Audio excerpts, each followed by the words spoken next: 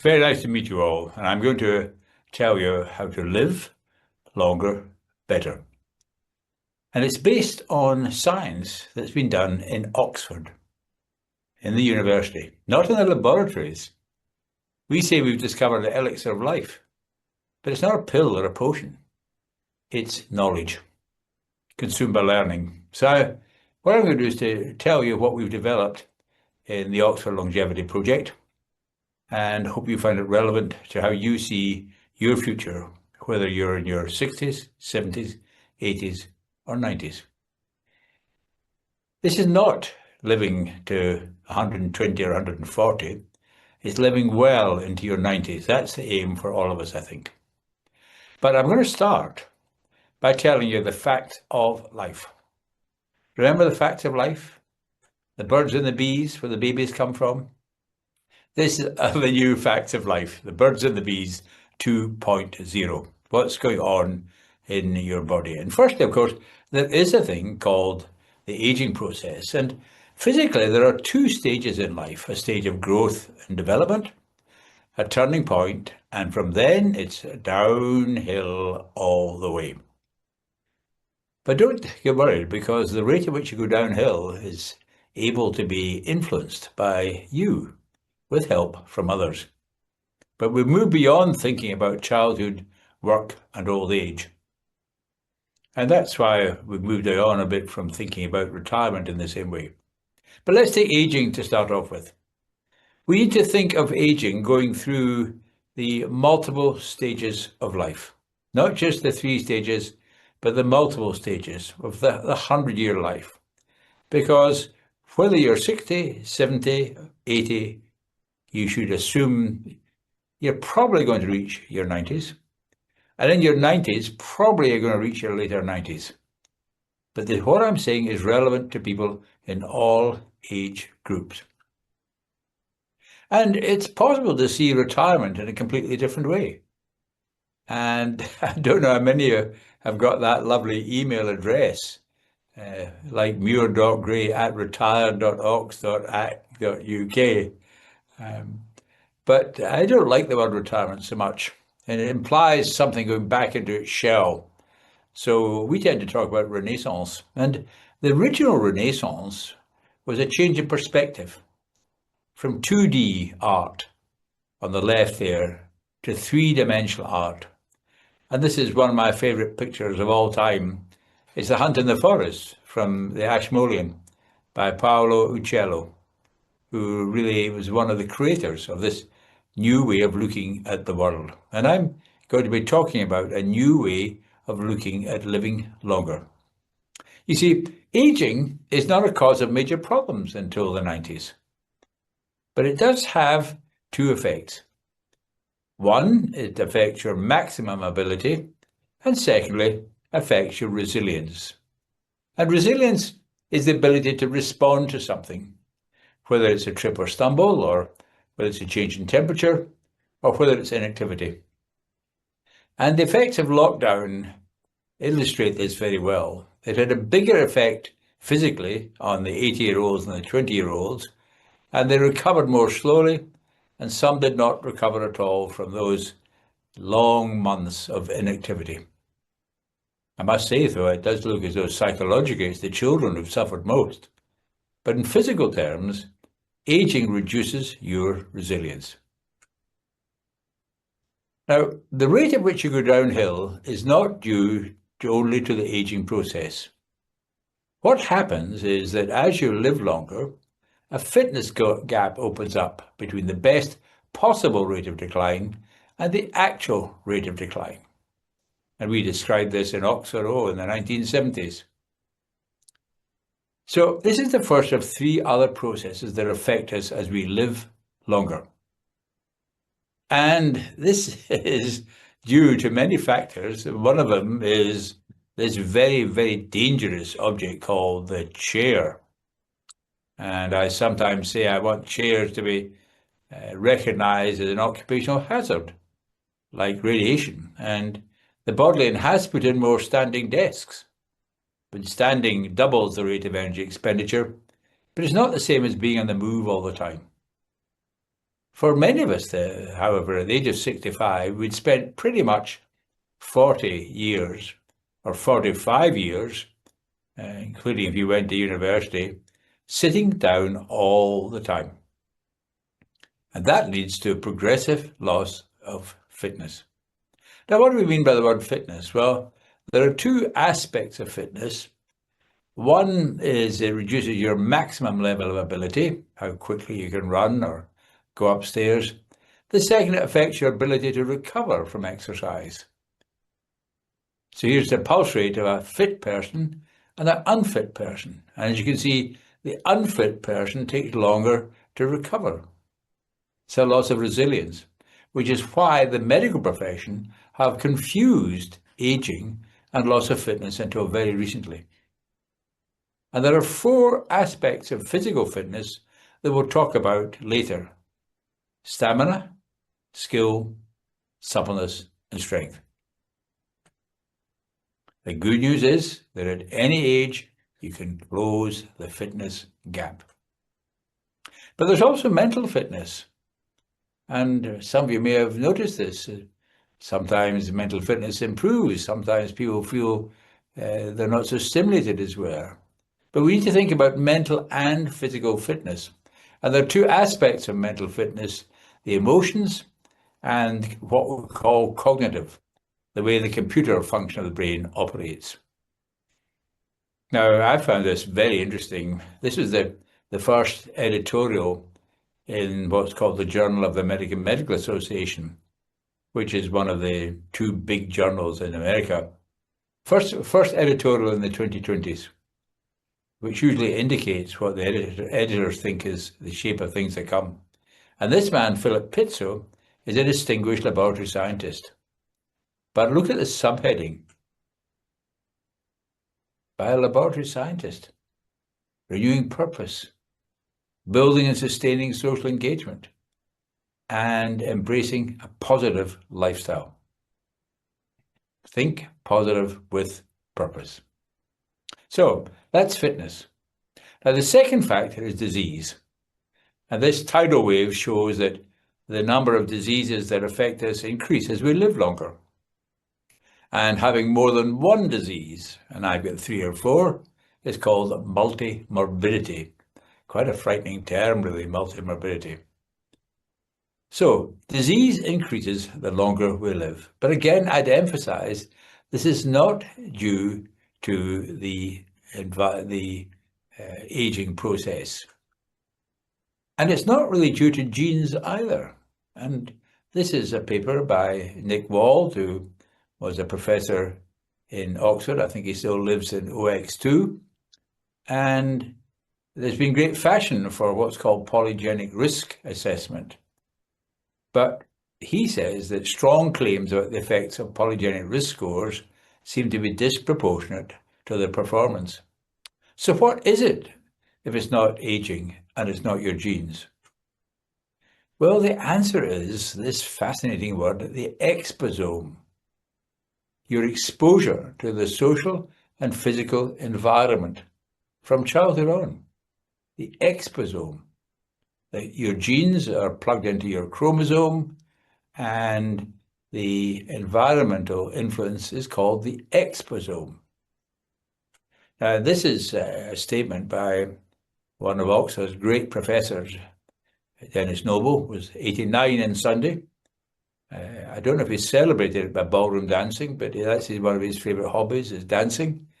And he flies to Chile and Asia to give lectures. And he wrote this wonderful book on understanding living systems, determined not by our genes, but by our interactions, which influence the way the cells work.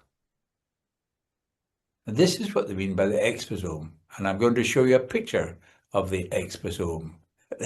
This is in Sainsbury's in Jericho. I don't know if you know it, it's quite a small supermarket. This must be about a sixth of their shelf space, completely occupied by very high calorie foods. This is the environment in which we children now grow up, in which we all live. Now, what happens after the onset of disease, and diseases like stroke, heart disease, type 2 diabetes, some cancers, a proportion of dementia, are caused by the exposome. But what happens also is that fitness gap gets wider faster. And that's partly because of the disease, but it's also because other people immediately start thinking they'll do things for you. With a well-meaning son who arrives and sees his mum complaining about getting to the shops, immediately his solution is to get groceries delivered. That will increase her fitness gap. And it may mean she drops below what we call the line. And that's the point at which you can no longer get to the toilet in time. And social care is required.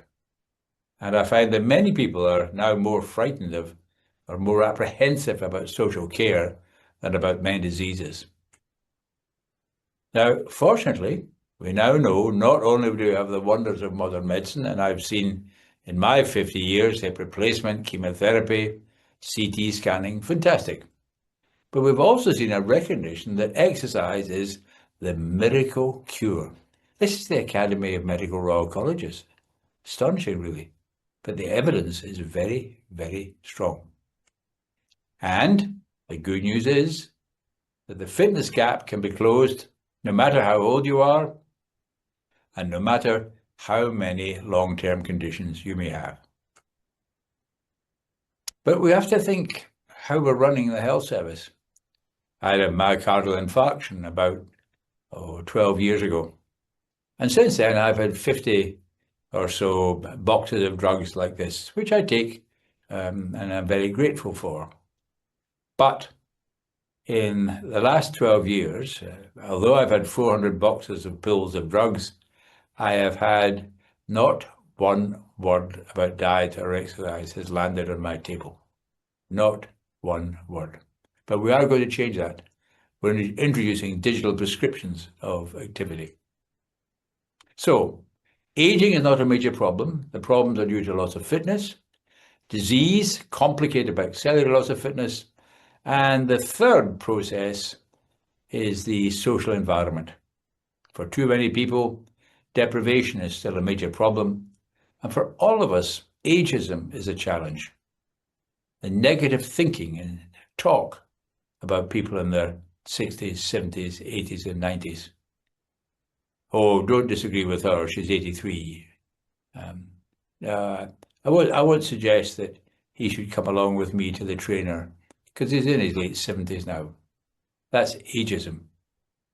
Assumptions based on chronological age. So, just to summarize, this is the unique Oxford paradigm for what happens to us. Aging, loss of fitness, disease, and the environment. And here's the actions that we need to take. We need to understand what the hell is happening as we live longer. We need to regain and improve fitness, physical, cognitive, and emotional. We need to prevent and tackle disease. It is never too late to reduce your risk of dementia, for example. And we need to think positive and take action. Not only action about ourselves as individuals, but environmental action to improve the environment, not only for ourselves, but for others. So that is the Oxford Longevity Project theory. It's a paradigm. It's a scientific basis for what we're doing. So it was developed by us people working in the University of Oxford, and you are part of that. So it's great to give this back to you. And this is not just theory. This is not just a scientific document. We've turned it into a personal plan for living longer, better. And this is something which you can copy out or get from the website. And it's a plan for living longer, better. And as you can see, there are 4 different themes: understanding aging, getting fitter, preventing and tackling disease, and dealing with your environment, the physical and the social environment. And what we'd like to do is to take this and complete it, write something down. And you'll see there's another column about community action. So what you can do to change the community in which you're in. That might be becoming a volunteer, for example, or supporting the Wildlife Trust to get more greenery, because a green environment is good for health. So it's thinking about others as well as yourself. And the interesting evidence is that volunteering is a very good way of reducing your risk of dementia. And I can tell you that getting on the committee of a volunteer organization is even better, because there you get challenge. And challenge is vitally important in helping you live longer, better. So that's the plan. Now let's just look a little bit more in detail about fitness. And remember the 4 aspects of fitness: stamina, skill, suppleness, and strength. And stamina, the easiest way to deal with this is to walk briskly 30 minutes a day. Dancing is very good for 30 minutes, or swimming, but the easiest is just to get walking. And we have a campaign called Let's Walk More. And here's my little book called Dr. Gray's Walking Cure that summarizes the evidence on walking. And it's walking briskly. That's just so that your breath comes a little bit faster. Number of steps is also considered. And there have been debates about 10,000 or 7,000 or 4,000. And the answer is the more, the better. 7,000 seems to be a good target. But in my view, it's the brisk minutes. 30 brisk minutes a day is what you should aim for. Then, for the other aspects of fitness, strength, skill, and suppleness, work out your daily dozen. The Daily Dozen was a famous program developed over a century ago for the American Army. It's about 10 minutes of exercises for strength, skill, and suppleness. If you can do it, of course, twice a week, joining a session with other people is terrific too. Let's Dance is an Angela Rippon campaign, and there's a Zumba Gold Club linked to the University Sports Club. Let's Walk More, I've talked about. And then getting a bit of advice from others, a session or two with a trainer, or going along to a yoga or Pilates or Tai Chi class will give you lots of ideas to build into your daily dozen. And you could also ask for a set of weights for Christmas and get your trainer to help you work out a program to increase your strength. And it's particularly important for women over 60. Also, let's think about getting fitter mentally. Learn something new. And these are 2 leaflets from Muir House, where continuing education is now based. Relearn a lost skill, like playing the piano. Do mental exercises. Colin Dexter is a great Oxford hero. Inspector Morse and he both loved cryptic crosswords, or chess or other games like that. So also remember, very important to avoid isolation. Make sure your vision and hearing are sharp. But perhaps the most important thing is engaging with others. And I've spoken about the benefits of volunteering. Or get a job or start a business. And this is the new edition of our book called Increase Your Brain Ability and Reduce the Risk and Impact of Dementia. Because even when the dementia diagnosis has been given to you or someone in your family, the important thing is to keep engaged, keep being challenged, and keep active. So get fitter. Reduce your risk of disease. And people up to 75 get offers of health checks. And we're taking action for people over 75. Eat well, of course. And the simplest approach is to be low in ultra-processed food. Chris Van Tuliken is an Oxford graduate, I'm pleased to say. And the Mediterranean diet's a good shorthand. Increase exercise and be positive. And if disease develops, and it will affect the majority of us, as we live longer. As I said, it's not due to aging, it's due to the environment in which we grew up and are living. Think positively. The NHS will help with diagnosis, acute care, and starting the right treatment. But for living with a long-term condition, it's self-care and care by the community that's more important. Increase exercise after the onset of disease. Keep all the key information. You're the only one who's constant, so keep your own health record. And just ensure your drugs are regularly reviewed and see if there's a chance of stopping any of them. I'm on 7 drugs a day, but every year I say, do I really need these? Because the benefits and harms associated with drugs changes the longer you live. So to summarize, get your personal plan written. Have a look at the website of the Oxford Longevity Project if you want some guidance on how to do it. Stick it up on the inside of the bed, the wardrobe, or on the bathroom mirror, and start thinking about how you are going to live longer, better. How you're going to reach your 90s in good nick. Now, to do this, we've also got to change society. And this is our national program called Live Longer Better. And these are the objectives. And you can see a wide range of different objectives about supporting carers, about improving the environment in which people live. And also, interesting one there, whatever happens to the change in the law, thinking more about dying well as living well, and having a talk about it with friends in your club or your neighbourhood. And again, the very important principle of playing a part in your local community. So, to summarise, we have a number of books. Dr. Gray's Walking Cure, SOD 60, and for people in their 70s, 80s and 90s, SOD 70. The biology is the same in the 70s, 80s and 90s. And here's a number of websites you can look at.